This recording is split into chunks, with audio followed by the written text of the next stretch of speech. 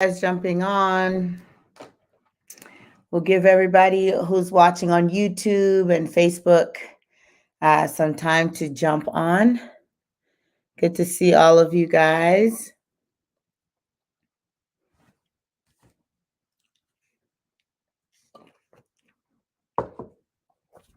We're going to have a fun discussion today, talking about prophetic people and their relationships and all the different things they have to work through. And I know that this is a topic that you guys love and have been waiting to kind of go deeper into it. So we're going to be talking about it today.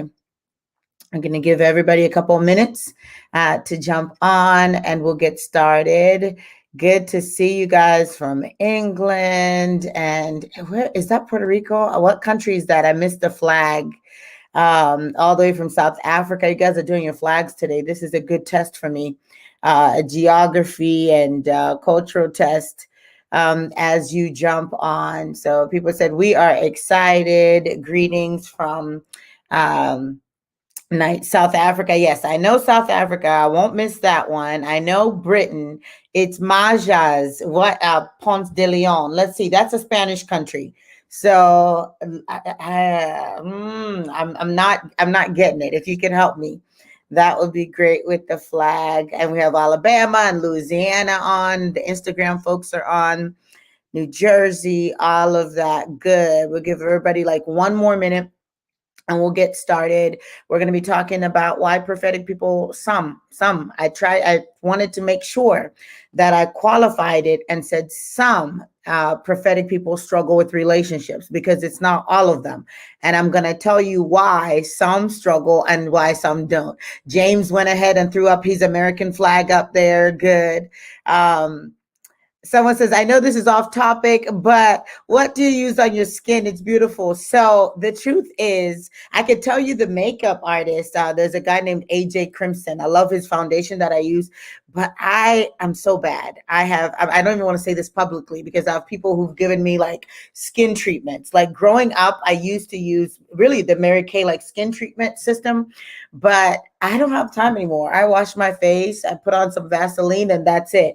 But I wear foundation when I go live. So that is AJ Crimson. But anyway, yes, let's go ahead and get into the topic. So I was saying the reason why I made sure to qualify it, that it's some prophetic people have struggle in relationships, is because not all prophetic people struggle in relationships.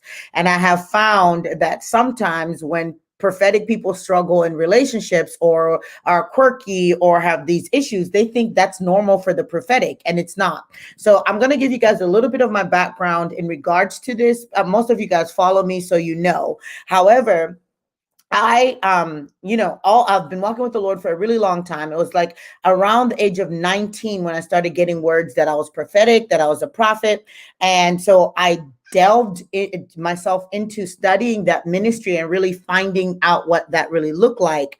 And then in doing that, the Lord also brought other prophets around me that I learned from, that I developed, studied the major prophetic voices in the Western culture. And so since then, I've been developing prophetic people for probably about 15 years now. And I have mentored, developed, taught, mama'd, whooped in the butt, all kinds of prophetic people. I have a grace to develop fivefold leaders. So not just prophetic people, but I help develop apostles, teachers, pastors, evangelists, the whole nine, help them understand who they are, their personality, their calling. And it helps because a lot of schools that you would attend around the prophetic is going to teach you kind of like what you read in books, which is how do they act? What are their roles? What do they do? It helps that my background is in psychology. So I have a doctorate in clinical psychology. I'm not practicing psychology. I work as a minister, but I understand how temperament and profiles of temperaments impact who we emerge to be and we grow up. So what we're going to be talking about today are some of the relational challenges that prophetic people have. And a lot of this is connected to temperament.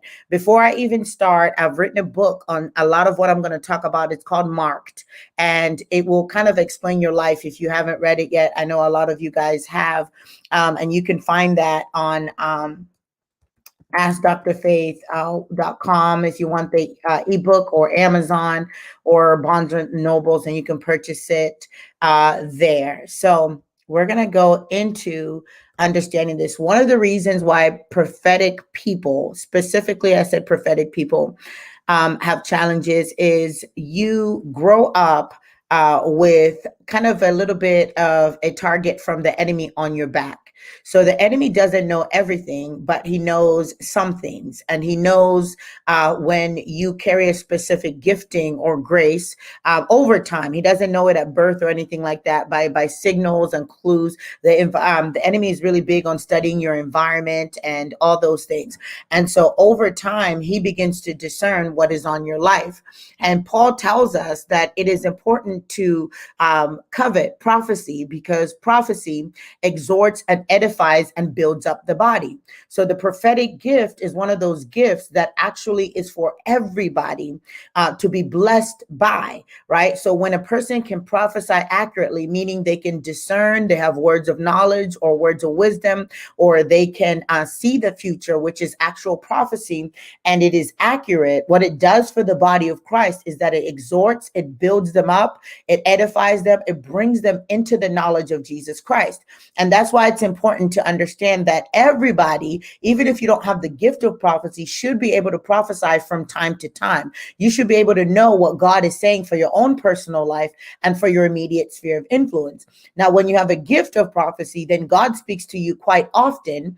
And a lot of times you don't even know what that is if you haven't had the proper training, the proper support, the proper understanding, which then plays into some of your malfunction or dysfunction, plays into your lack of a relational, proper relational interaction and all of that.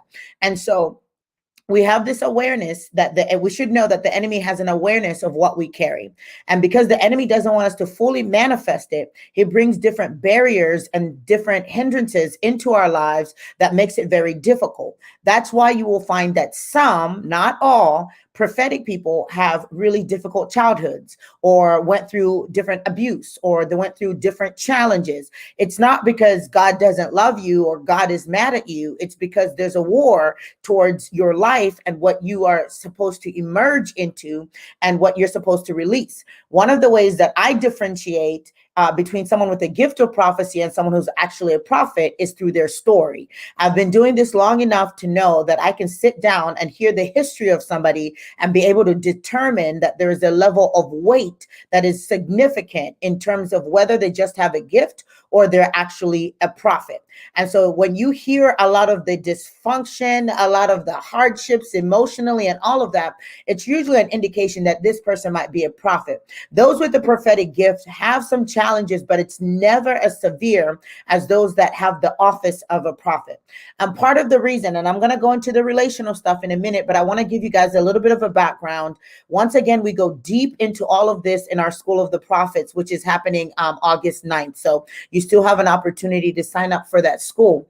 But one of the reasons that there's a difference, obviously, is because a prophet doesn't just prophesy, but their whole life prophesies. Their whole being is a message. Their whole essence, everything about how they're wired is prophetic. Whereas someone who has a prophetic gift, God speaks to them and they can pray for people and they can sense things on a frequent basis, but they don't have the same mandate or the same burden, one, to the body of Christ that a prophet does. And so you will find that people that are prophets have a level of processing, training, and even a level of derailment that the enemy tries to cause them to walk through that is much heavier than someone with a gift.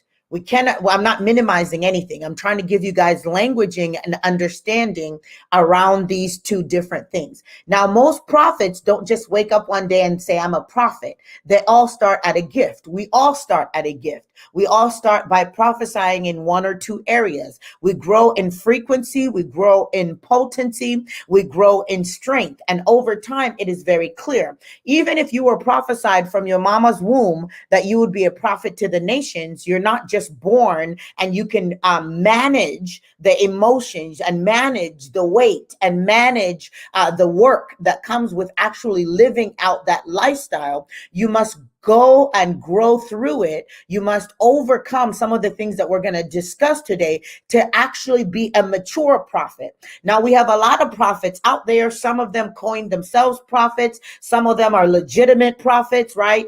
Someone was saying, well, someone was only called by God in the Bible and they were a prophet. And so I don't need to be called by anybody else. But that's not biblically mature. It's not biblically responsible, right? We don't just call ourselves. There has to be a level of affirmation, and there has to be a level of confirmation of the fruit that is on your life. So with all these different dynamics, the enemy kind of having an idea of where you're called to or what you're called to do, as well as some of the challenges that come up, then with that, we have to learn how to master ourselves emotionally. The emotional stuff can come through rejection, things that we've been through physically. Some people go, like I said, physical abuse, neglect, abandonment. And some prophets don't go through any of that stuff, but maybe they were bullied, or maybe they were just very isolated as children. The bookmark goes through all this stuff. We have to learn how to cope with all of that relational, emotional stuff. Then in addition to that, you have this bombardment of information that's coming from heaven, right? So God is speaking to you. You're having dreams. Sometimes you sense stuff. Sometimes you blurt out stuff and people are like, how did you know? You're so weird, right? Sometimes you have dreams and then they come true and you don't know what to do about it. Sometimes you feel overwhelmed in your emotions because you're picking up somebody else's emotions. And if you haven't been properly developed, discipled, trained, you don't know what to do with it. So you're dealing with all these different layers. And then in addition, when you don't understand and the makeup of a prophet, in that our first allegiance and our first assignment is to the kingdom of God, and that we were made for intimacy, we were made for the glory of God, you have these cravings. You have these cravings to belong. You have these cravings to be loved. You may struggle with lust because you were made for the glory. And what I mean by that is when we spend times in the glory, these are high, intense times. And so if you're not using it for the place of prayer, for the place of glory, you're going to be looking for this intensity in your sexual relationships and all these things. That is why you've got to have mentors. You got to have pastors. You got to come to the school. Like, you need to have languaging around your life, or things are going to be happening to you. Your destiny is going to be derailed and you're not going to know why. So let's go through some of this things that prophetic people struggle with relationally. One, the struggle to be honest about how they feel and who they are due to fear of rejection. Now, let me say this again. A mature prophet doesn't constantly deal with rejection. A mature prophet, I know one of the ways that a prophet is truly mature is that they're not worried about what everybody's going to say. They're not worried about what people are going to think. And I'm not talking about it in a rude, boisterous way. Like they just treat people any kind of way. And they're like, I don't care what you think. I don't care what you say. No. Because a mature prophet knows how to walk in love, knows how to walk in patience. So they are concerned if their witness is going to pull people away from God. So they're not rude. They don't just cut people off. They don't just say whatever they say. They know how to apologize. But when I say they're not afraid or worried about what people are going to say, is that when God gives them a message, they are more concerned about pleasing God than they are about pleasing man.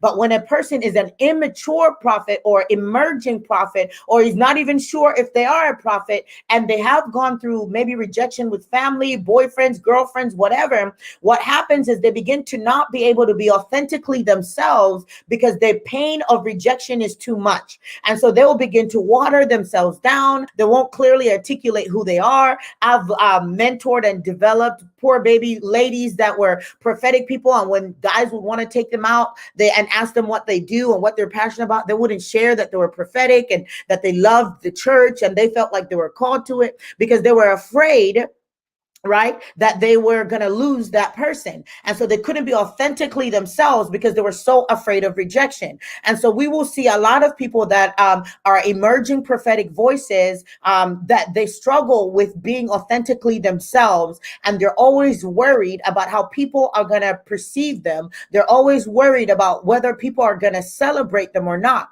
One of the clues that you're a mature prophet is that you have understood sonship. You understand that you are loved, and that God didn't call you just to work for him, but God called you just to be with him. And that your greatest delight is not in prophesying, but your greatest delight is knowing the Father. And when you know God at that level, then you are able to be bold in your relationships. And so therefore, you can clearly be yourself. Now, the other thing with rejection, which I don't have time to teach on this, some of you guys were part of our Identity and Purpose Summit, and we went deep into this stuff during that summit, is that when we have feelings of rejection, it's not just like a feeling of rejection. Usually it's connected to thoughts, right? Like, I am too much. I am not pretty enough. I am too bold. Nobody will ever understand me. And sometimes those thoughts are thoughts we created or somebody told you, like, you are too weird or you are too strange. And so you create a thought pattern or a belief system around that thought. And so before people even get to know you, you want to prove that thought correct. So if you think that think you're too much, you're probably going to act too much, and then people are going to leave you. And then it's going to prove the thought correct that nobody wants to be around you. Or you're going to be extremely clingy, right? Because you don't want them to think you're too much, and then they're going to be overwhelmed and think you're too much. So you have to deal with those thoughts of rejection. But that's one of the reasons why they struggle in relationships. They become extremely clingy and obsessive with spiritual parents, spiritual mothers, spiritual fathers, especially if they struggled with abandonment issues and they've never healed their mother and father wounds. They become extremely clingy in boyfriend and girlfriend relationships because they're afraid of the belief system that they have proving them to be true. So they will hold on to whatever. They will lower their standards because they just want to be loved. They don't want it to be true. Or they will be extremely difficult, right?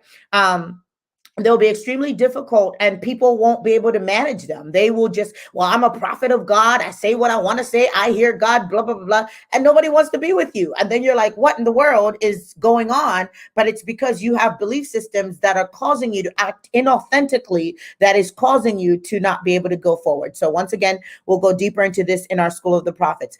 They do not, number two, they do not filter. And some of you guys saw, we shared this. So you have the list on our public page. They do not filter what they have to say and come off too bold or intense for others. Filtering is a tool that every prophetic person has to learn. And there are some people that go through what we call flooding. Flooding are seasons, especially early on when God is calling you into the ministry of the prophetic and especially of the office of a prophet, where you get downloads from heaven that you feel like you can't control. And you are sensing and you are seeing and you are feeling everything. And when you're not in an environment where you're being discipled or trained, you can just be out there just saying whatever, thus saith the Lord. And you're sleeping with who, and you're doing this and you're doing that. When not everything we sense, see, feel is supposed to be said, right? And that's part of training, part of understanding the protocol of a prophet. And so when people are like that early on, some people don't forget when they've matured and they'll be like, nah, they just say everything that comes to mind. They are too bold. They're going to call out everybody's sin. This even happens when people don't have a proper understanding of the prophetic office. So when I was single and people would find out that I was a prophet, they would say like, nah, the guys would be like, nah, you're going to know everything I'm doing. Well, first of all, if you're worried about me knowing what you're doing, then I probably don't want to be with you anyway, because you want to do some, stuff that's not good. But we all know that prophets only know what God tells them. They don't know everything. But one of the things that a young prophet needs to master is how to submit their spirit to the Spirit of God. Scripture tells us that the Spirit is subject to the prophet.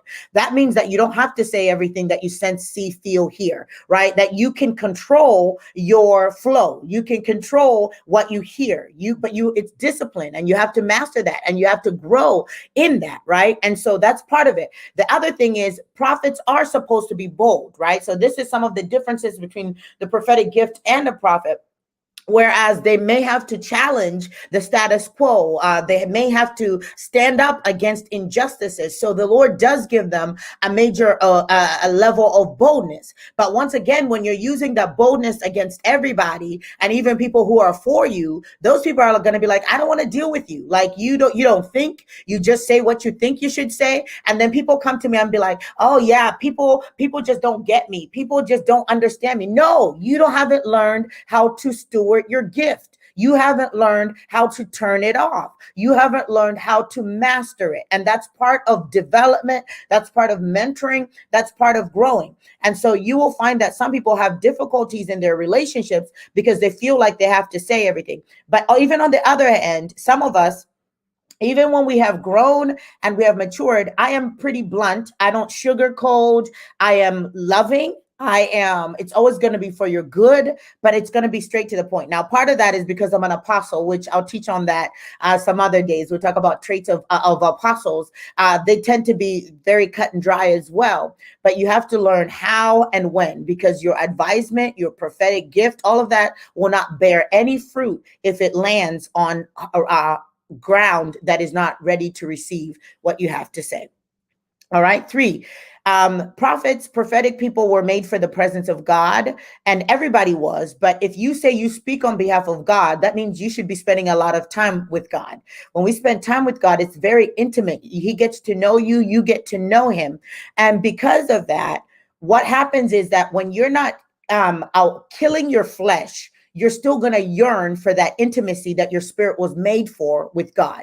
So we should be prioritizing worship, intercession, fasting, and prayer so that our spirit man is stronger than our flesh. But when you are like, I am ready to get married, I've been waiting a long time, then what happens is that, and I won't say who, because she leads one of our departments at church, but she's so funny. She's like, Pastor Faith, I know when somebody has a boyfriend. I know when somebody's whatever, because they start kind of drifting off, right? When our flesh and our carnality is not brought into submission, it is going to flare up. And because we were made for intimacy, a lot of young prophetic gifts end up being in these pseudo intimate relationships. When I say pseudo, it's fake. Most prophetic people, if they don't have the wisdom of wise counsel, will end up with an idiot that they shouldn't be with, right? Will end up with a woman that derails their destiny, because we tend to lean on our emotions and how we feel and how it feels. And that's why I have had to work with so many men, so many women who got married and it derailed them for years. And then we've had to work on how to bring them, because they're married out of this yearning to be loved, to be intimate, to belong. And that was supposed to be satisfied in the presence of the Lord. So the struggle in relationships, when they're led by what they're sensing, feeling, emotions, God put those things in prophetic people. And not all prophetic people sense and feel. Not all prophetic people hear. I just released a video on YouTube about the seer realm, because I know when I open up for questions, y'all going to be asking. I'm not going to answer a lot of questions on the seer today, because we just premiered a whole video on the seer yesterday that you can go back and watch. But we long for that. And so we end up in detrimental relationships trying to fulfill that when it's not healthy. Another thing that we see is that they do not heal from their past, which for some includes hardships that I started out with, which includes being misunderstood, being bullied, just being different. The Lord gave me this a couple years ago, because people will say I'm the black sheep. I'm the black sheep. And and the Lord had me share it. I can't remember whether it was with my DTA students or where, but essentially, a lot of times when we think we're the black sheep, we really are the ram in the bush. And that's what God had me to tell them. So a lot of times you grow up feeling like the black sheep when you are a ram in the bush. But if you never know what it means to be a ram, I was mentoring my students, my DTA students, then you will feel ostracized, you will feel misunderstood, you will feel unloved. And so what happens is we go through these challenges because God is actually drawing us to himself. God doesn't do them. He doesn't delight in our suffering. But if we can give him our challenging, then can become a ram. What does that mean? When we become a ram in the bush, usually you will find what happened with Joseph, the Joseph principle. The very person that was ostracized in a family and thrown in a pit, when they can learn to have good character, when they can learn to forgive, when they can learn to heal, they actually become the ram, and they will find that their family years down the road begins to come to them for prayer, begins to come to them for instruction, begins to come to them for advisement, begins to come to them for deliverance and for equipping. And so it's so important that you learn that even though you felt like you were the black sheep, there is a process of giving that to the Lord so that you become a ram in the bush. But when you have those type of mindsets, nobody likes me, nobody gets me, nobody's going to want to be around you. So you're going to be like, well, my relationships don't work out. I don't really have friends. Everything is very surfacey, which is because you haven't healed. You've got to go through inner healing. You've got to go through deliverance. Once again, we will go through all of this stuff in our School of our Prophets, the fivefold school. If you sign up for the whole week, obviously you get the School of the Prophets as well. And if you sign up for the last 3 days, it's just on the prophetic and the School of the Prophets. This school is not just for prophets. It's for people who are trying to figure out the prophetic gift. And if they are the prophets, if they are just have someone with the prophetic gift. All right. We'll talk about that in a minute. Let's finish this up. So if you don't heal your past, it's going to continue to follow you. It's going to continue to haunt you. The toxic patterns, the unbelief, the mother wounds, father wounds. It's going to show up in your relationships. The next thing that we see is that they are unable to manage their emotions and encounters. Therefore, people feel overwhelmed by them. So one of the things that prophetic people have to learn is when what they feel is them and what they feel is God and what they feel is the enemy. This requires discipline. Your gift is like a seed. And when we steward our seed is when we say, God, I'm going to invest the money, right, to go to this training. God, I'm going to invest the time to show up at church for prayer and for Bible study. God, I'm going to invest the time to read these books so that I can fully understand what you have put in me so that I can go forward in my destiny, right? And so what you will find is that when prophetic people haven't learned how to manage their emotions, they are emotional. And that's why people will say, oh, prophets are emotional. Sometimes they're in the pit. Sometimes they're on the mountain. Those are young prophets. Those are immature prophetic gifts. They haven't matured in who they are. And there is a journey of maturing. We'll train you in that in the school. But when you do that, then you will learn to separate what is God, and then you will learn to be normal.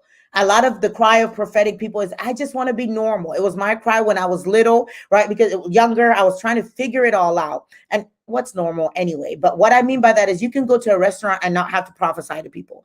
I can be in a church meeting and not see demons everywhere, right? The spirit is subject to the prophet. And really, if you really understand what the prophetic is, it's the ability to see treasures in earthen vessels. It's not about seeing the cracks in earthen vessels. Anybody can see when somebody's messed up. Anybody can see when somebody's in sin. Like that's low level. But a mature prophet is able to see how God sees. They're able to see destinies even when it doesn't look like it. And so when you're learning those things, you will learn how to discipline your emotions. Christy's laughing. Yeah, prophets go, ooh, hey, their eyes are like this everywhere you go. Like, get a life. God didn't just make you to prophesy. He made you to be a son. He made you to be a husband, a wife, a daughter. But it just shows me that there has to be a level of maturity. I mean, I can look at people's prophetic prophecies on Facebook and tell like, they still need to develop in these areas.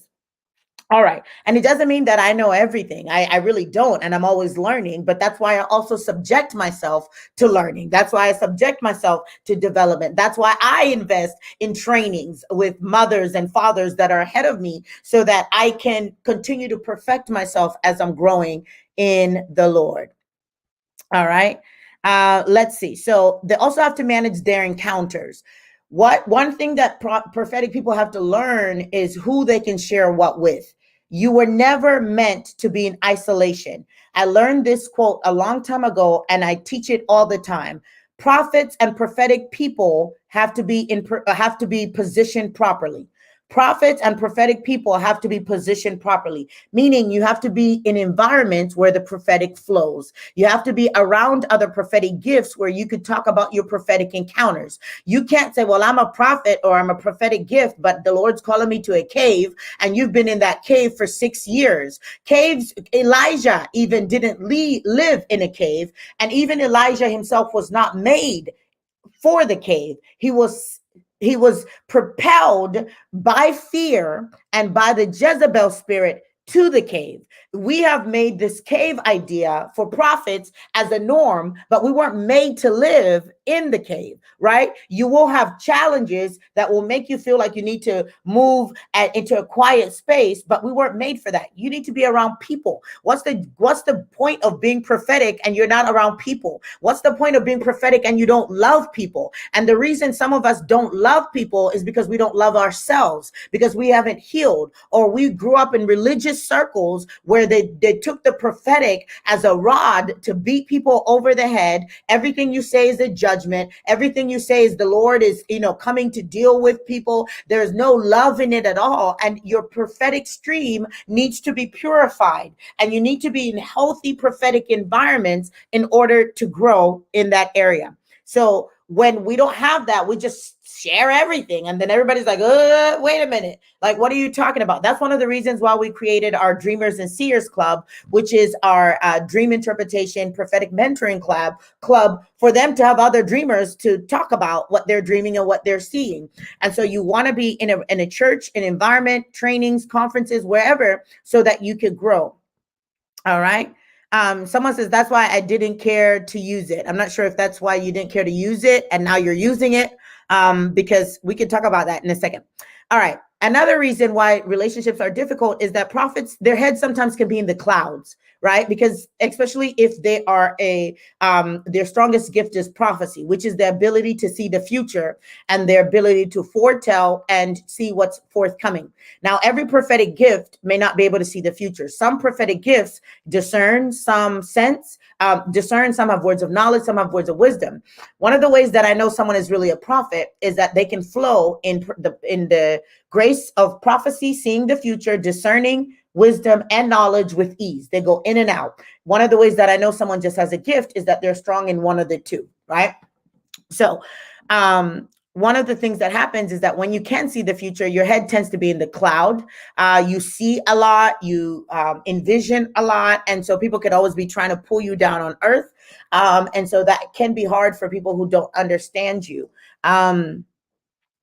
Instagram, if you guys died, this live is on YouTube. It's on my Facebook. You can join us there because I just saw the phone. It's flashing. So if I black out on Instagram, you can watch this on my YouTube channel. All right.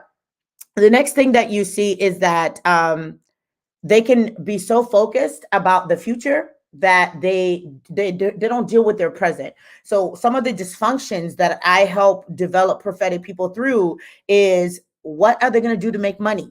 Right? How are they going to live? What is their career going to be? Right? Because just because you're prophetic doesn't mean you could just write books all day long. If you have it, if nobody knows who you are, like, you've got to have a plan. And so sometimes they have a hard time with the practical stuff. And so you may have someone interested in you, but because you're so in the clouds, they don't know how it's going to work. All right.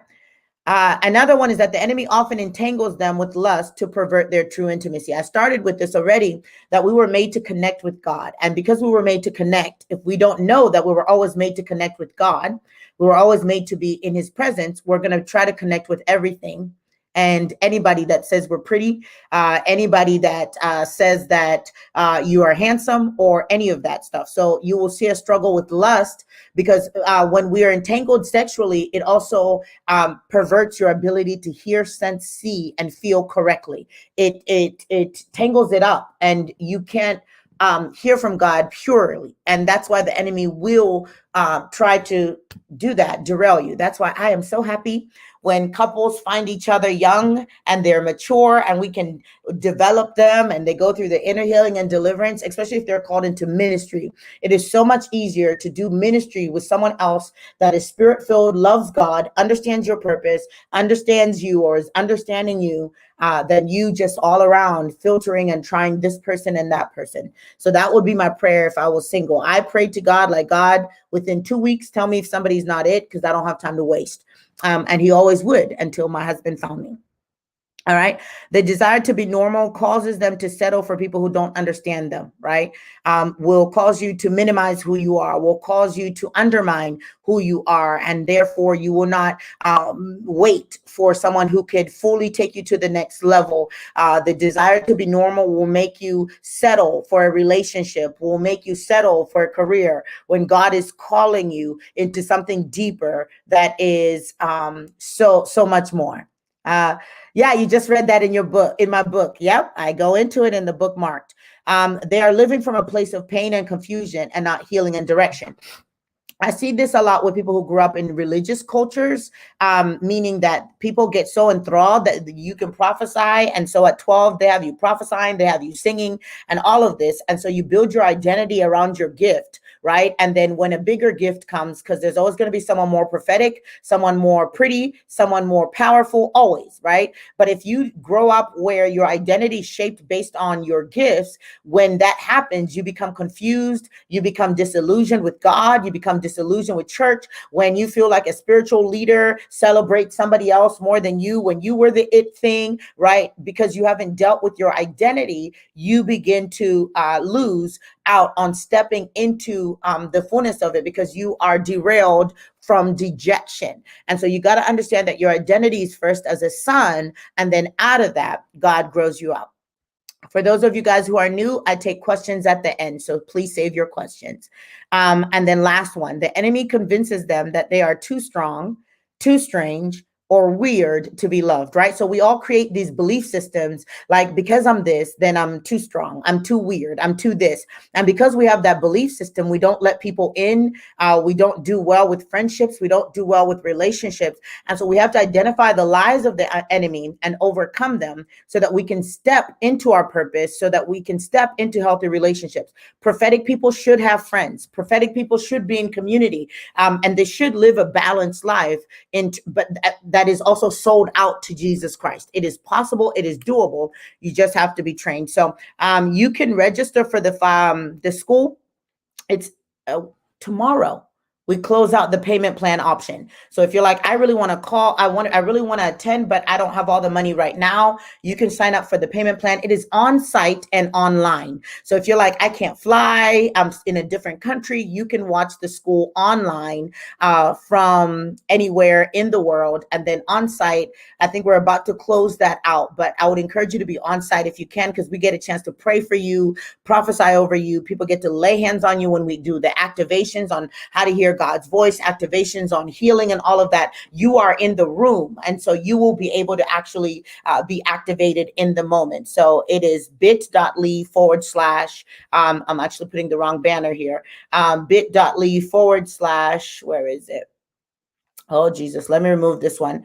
People who are watching online, I'm going to do it in a second. I put up the wrong one. I'll put it up in a second, but you can join. It's in our comments and all of that. So if you have a question, just put #Q Instagram if the phone dies. Go ahead and check it out on actually, yeah, I'm going to move it now so that you guys can just join me on my YouTube or on my public page on Facebook, so that I can save it and other people can watch it later. But I'm going to be taking questions on Facebook, YouTube. You guys can go ahead and put those questions in the comments. Instagram, join me for questions over on Facebook or on YouTube. Where can you purchase my books? Either on AskDrFaith.com for ebooks, or on Amazon or Barnes & Nobles for hard copies. Instagram, I'll see you later. Jump on Facebook or YouTube and ask your question there. All right, you guys ready? Let me see your questions in here.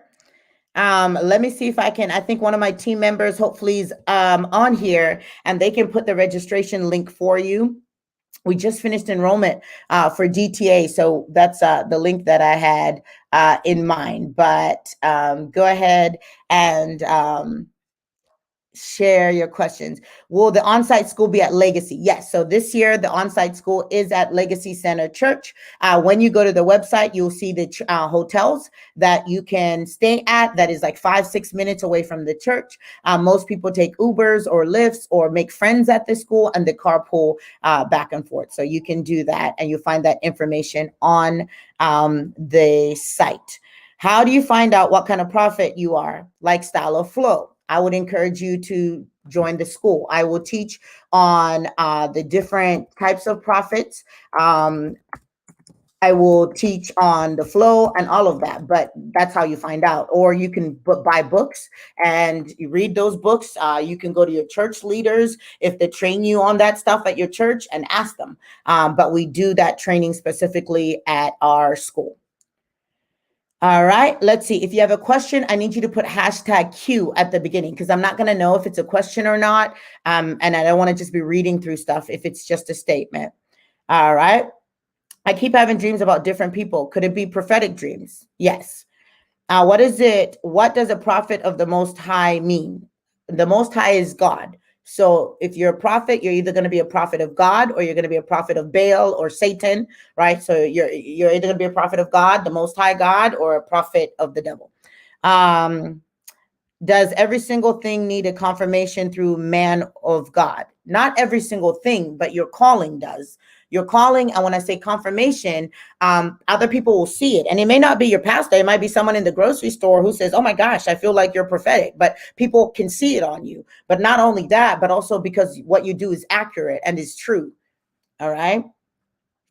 How can I manage negative emotions? I discern when I'm in public. You pray about it because God doesn't just give them to you to have them. He gives them to you if it's from the Lord for you to intercede. And you will know that it's from the Lord because once you pray, it will lift off and it won't be there anymore. You've been a blessing. So good.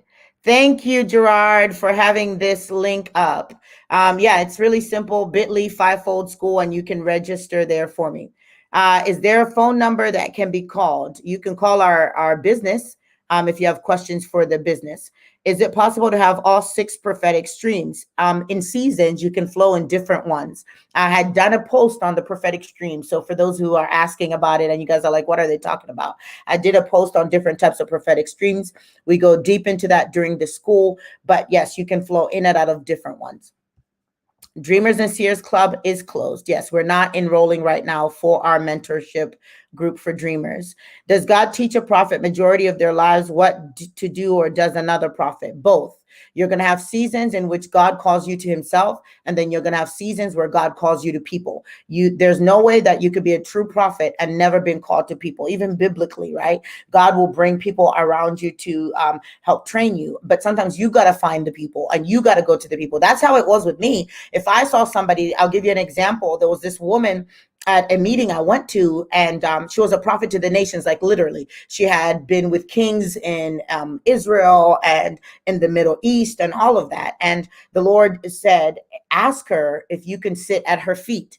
And I said, okay, because I knew that there was a mandate on my life to go to the nations. And I had been trained by different types of prophets, right? That for me, I'm called in different realms. And so I asked her, hey, I feel like the Lord wants me to learn from you. What is the opportunities that I have?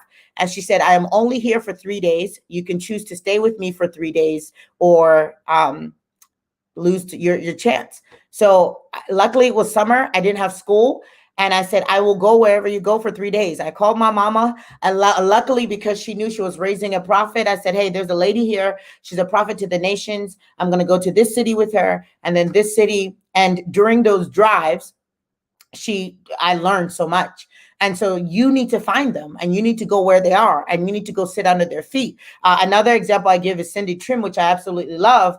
I've never been to any of her schools, but I've read her books. And when she came to our city, I would go and sit underneath her. So there's different people that may carry different aspects of your mandate. Sometimes it's just one, sometimes it's different people, and God will lead you to them in different seasons. How do you date without the man feeling you're too strong? Don't be too strong. Not that you dumb yourself down, but you need to assess what that means. And if you assess and you say, like, so for example, when people are like, oh no, I'm not going to date you because I bet you're going to be really intense. I had to assess myself like, okay, when you say intense, is that I yell, I'm mean, is it bad what I do, right? When they said intense, they meant like I was really driven, I was really focused, I was really outgoing. And I said, well, those are not bad things, those are fruitful things. So I'm not going to diminish this and I'm not going to remove this because I know God gave me these gifts. So when my husband came and met me, he's the same way. And so it was just like a perfect match. But if it was something like I'm always telling people off, I don't filter. Those are things that you need to work on. So you need to figure it out. If they say you're too strong, maybe they're just too weak and they're not the right mate for you. But if it's things that you need to change, then you need to change them. Can struggle with mental health issues be connected to being prophetic? Yes, if you're not properly trained in the prophetic and you're in an environment that is maybe very medical or very psychological, they may say that this is what's going on. Like you may be hearing voices and really God is talking to you, but because you don't have the training, you don't have the information, you might be diagnosed with something, right? But there are ways if you get really the right kind of assessment where we can tell whether something is spiritual or something is psychological, right? So for me, I can't do psychological assessments because I'm not working as a psychologist, but I can do spiritual assessment. So I can look and say, okay, how often, and what is the message? Usually the message of what you're hearing and seeing is going to tell you whether it's the devil or it's God. And if all you're hearing devil, devil, devil, there's probably some sort of imbalance or a deliverance issue there. So it might be psychological or a deliverance issue. If you're hearing and the things are fruitful and they align with scripture and they're, a blessing to other people, then we can say, no, you're hearing from the Lord because we see the fruit of it. But if you're hearing and you're seeing things and it's bringing torment, it's bringing confusion, it's bringing all that, then there's a demonic piece, right? And if you go through deliverance and it works, then you're good. If you go through deliverance and it's still struggling, then there might be a biological piece and you need to go through therapy and you need to seek the counsel that you need. Because people are multidimensional. We're not just spiritual. We're not just biological. And so you have to assess all those areas when things are happening. All right. Let's see. Other questions. What if several people who are spiritual leaders have affirmed your office of a prophet calling and one person that a spiritual leader doesn't agree and then they flaunt their office calling? Who cares about their office calling? Like, if really all that matters is the people you're submitted under, right? If your pastors, leaders say this is who you are, do it. If other people have even said this is who you are, do it, right? Because we're ultimately called by God. And so, do it. But if the only other reason you feel like the other person is flaunting is because you're watching them. I know that I'm a prophet and I struggle with going into stores or areas and getting sick to my stomach and even, especially if there's music playing, what could this be? And is this normal? You need to learn how to master your gift. If you feel something, it's anything from the Lord is not going to make you sick. Anything from the Lord, like for a long period of time, is not going to torment you. Anything that's coming from God is not going to make you isolated. Because the kingdom of God is righteousness, peace, and joy. So yes, God can show us something and we get sick to our stomach. We pray and it goes away. That's how we know it's God. Oh, you go into a place, you have a headache, you pray about it, it goes away. That's how we know it's God. But if all of a sudden you're afraid of going places, you're sick all the time, that's probably not God. There's probably something else that's getting mixed in there that needs to be sorted out. I have the desire for this guy I used to work with, and I keep thinking of him. So I asked God, was he my husband? And he gave me songs of songs. Could that mean that he's it, but not the right thing? Look, this is what I tell girls. If the guy has never told you he likes you, he doesn't like you. Like, that's it. There's no need to start bringing in God. Is this the one? Is this whatever? Because your emotions are already invested and you're going to hear what you want to hear and you're going to sense what you want to sense. And so when you're trying to figure out if somebody is the one, look for real clues. Don't look for spiritual clues, because our spiritual clues will have us going down a whole trail. Does he talk to you? Is he around you often? Are you guys friends? And if he's around you often, he talks to you, you're friends, ask him. Hey, are you interested in going out to coffee? Like, hey, get to know him. Hey, I just want to get to know you a little bit. Like, do the practical stuff, because when our emotions, I should have listed this as one. When our emotions are involved and we're prophetic, we make really bad decisions. And so that's why prophetic people need to have wise counsel, because you can hear clearly a lot of times for other people, but you may not be able to hear clearly for yourself when it comes to your heart. Should I move? Should I marry this person? Should I take this job? Get wisdom, get counsel. All right. All right.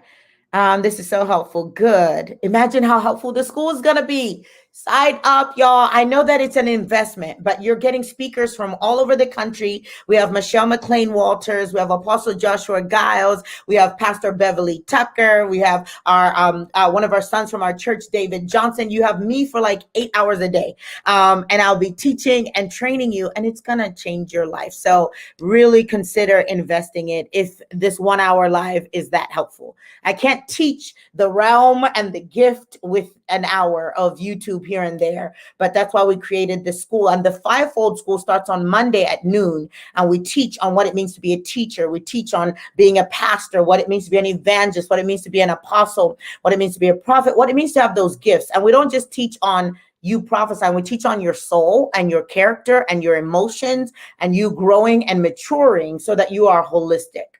All right. Can people who are prophetic or have a prophetic gift be connected to others who are also prophetic?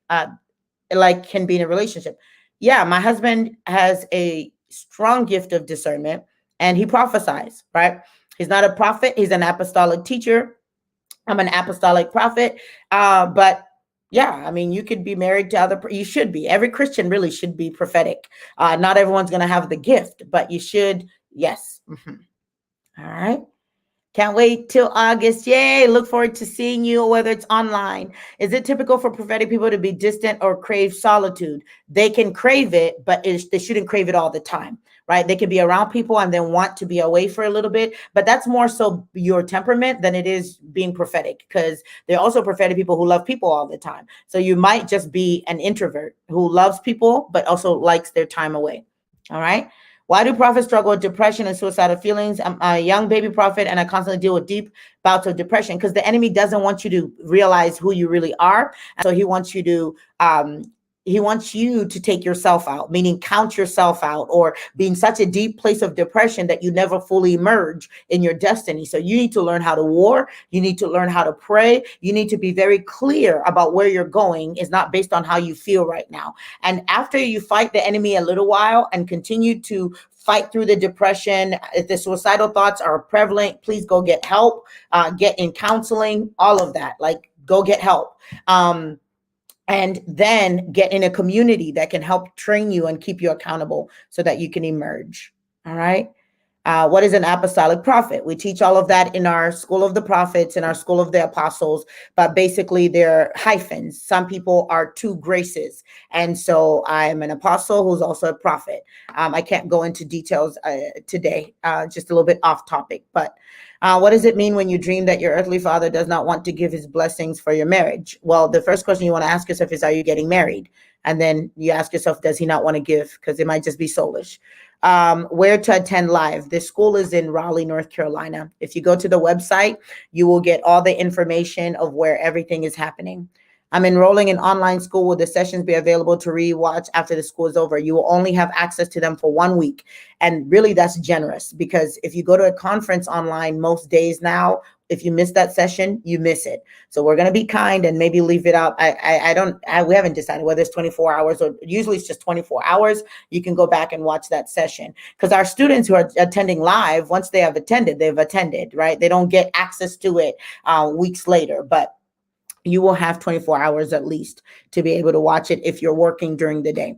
Can you have more than 2 spiritual gifts like pastor, apostle? Yes, you could have. Those are not spiritual gifts. Those are fivefold graces. And you can be a hyphen. Also in your life, you could start out as a pastor and the Lord can mature you and grow. And you see, oh my gosh, I was a prophet, but I just wasn't mature the whole time. Or I started out as a teacher, but now I'm apostolic in nature. So I can do a teaching on the fivefold briefly, but that's why we have our whole fivefold school. We go into all of this stuff in detail. You guys get manuals upon manuals to help you sort all of this out. I can't find any wise counsel at my church. I want to grow my gift. Even your pastor. I mean, you go to a church where you should have wise counsel, right? They should have elders. They should have mentors, right? How can I get training apart from spending time in His Word? Are you in DTA, which was our Destiny Training and Mentoring Academy? That's where people get to be coached. We just closed enrollment for that. And then obviously things like the school, things like other conferences that you may need to join. Is prophet apostle a prophet? Yes, the word prophet is there.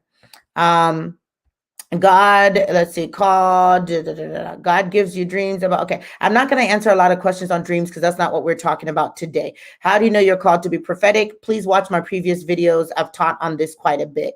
Is there a payment plan for online? I don't remember. I don't remember. I don't want to say yes and then it's not there. Go to the website. It's right there. When God gives you a dream about someone, okay. If you are called as a prophet, does it have to be confirmed by another prophet? Not by another prophet, but by your spiritual leaders or other spiritual leaders and by the fruit of your life. Will God always confirm the office of a prophet directly according to the scripture? If there's a prophet among you, the Lord reveals it in a dream or a vision, or can it be through a man or a woman of God? First, God reveals it to you. Then God reveals it to other people, and then your fruit reveals it to the rest of the body. Your fruit meaning that you're accurate, you're consistent, you're mature, right? So God has to reveal it to you. Then He reveals it to other people. Then how you live out your life reveals it to the rest of the body. I always have the heaviness where I cry like an entire day and it follows with death or something. Pray.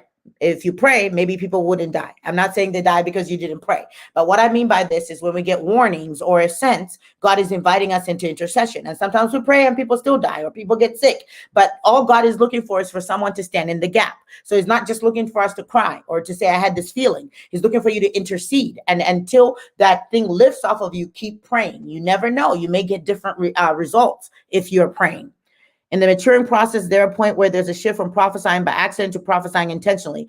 If I'm maturing you, you're going to stop prophesying by accident from the beginning, right? But if you don't have the training, then it's going to be accidental. If you haven't read the books, if you haven't been around prophetic culture, then you're going to always do it accidentally. But you can learn to make sure that it's not accidental.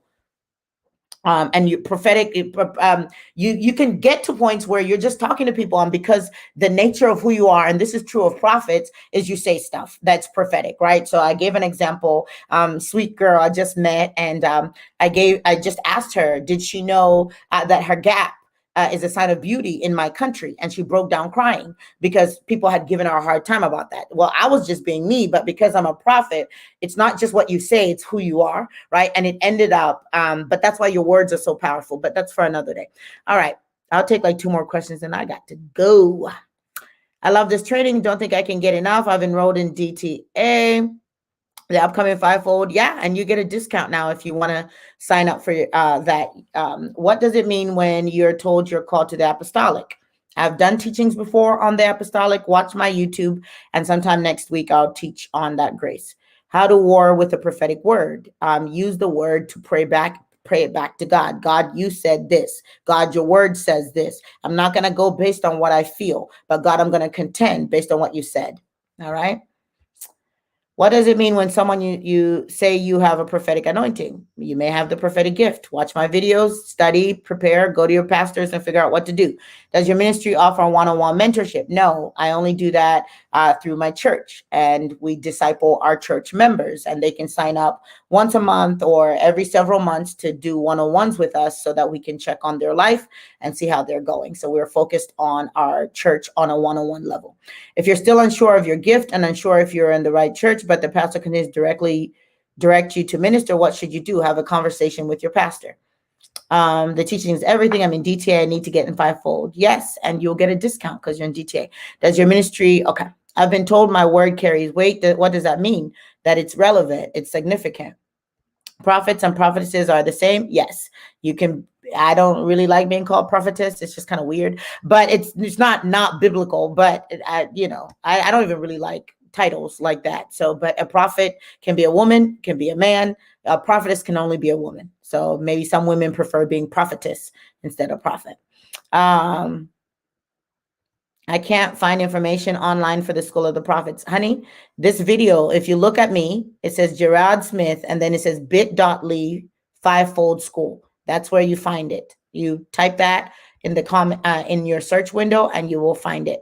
It's also with every post we've made concerning the prophetic on my social media. I can't find it. Okay, good. All right.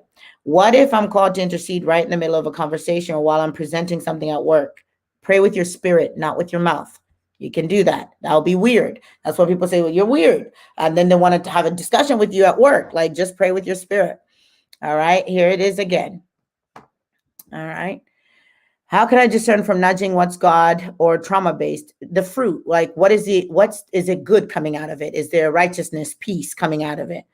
If my dreams manifest all the time, do I still need confirmation that I'm a prophet? Having dreams that come true doesn't mean you're a prophet. It means that you have dreams that come true. It could mean simply you have a prophetic gift, which is dreaming. Prophet is much more than having words that come true or dreams that come true. There's more to that arsenal than just that. It can mean that you're prophetic, but it doesn't mean you're a prophet. Okay. Do I need confirmation of my dreams manifest? No, if they manifest, then they just happen as you dream it, which is actually easy because you're not having a lot of symbolic dreams. What is a prophetic worshiper? Someone who knows how to lead worship, not just sing the songs that through worship, but hear and see what heaven is doing and create it in the moment and invite people into it. I think I'll do a live on that because several people have been asking me questions on prophetic worship, and it is what I was born to do. That is my passion. It is what I love and flowing well. So I will do a live. Let me write it down. How do you justify women preachers or teachers when New Testament explicitly states women are not to teach? Not New Testament, only one verse. And I bet you I can tell you what that verse is.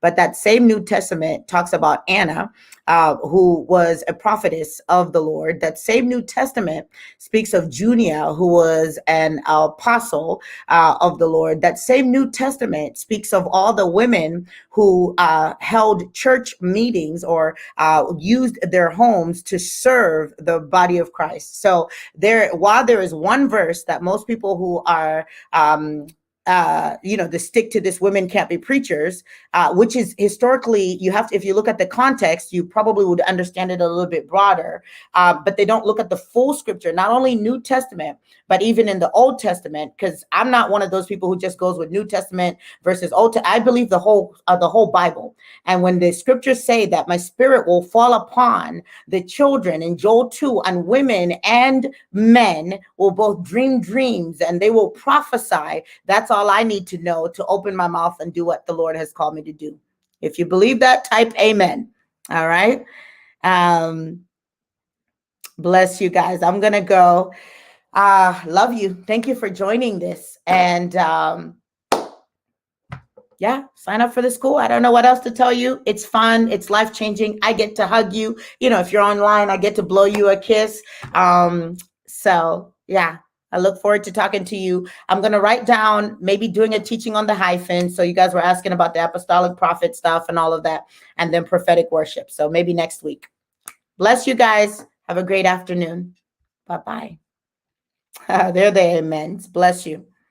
Yeah, the scriptures say there is no male nor female, right? The Spirit of God, like he doesn't look at us based off of our gender. He looks at us based off of our DNA and our calling. And I'm so thankful for the many women of God who said yes, because they have revolutionized the history of Christianity. And I won't stop preaching, especially because of the sacrifice of so many women who could not.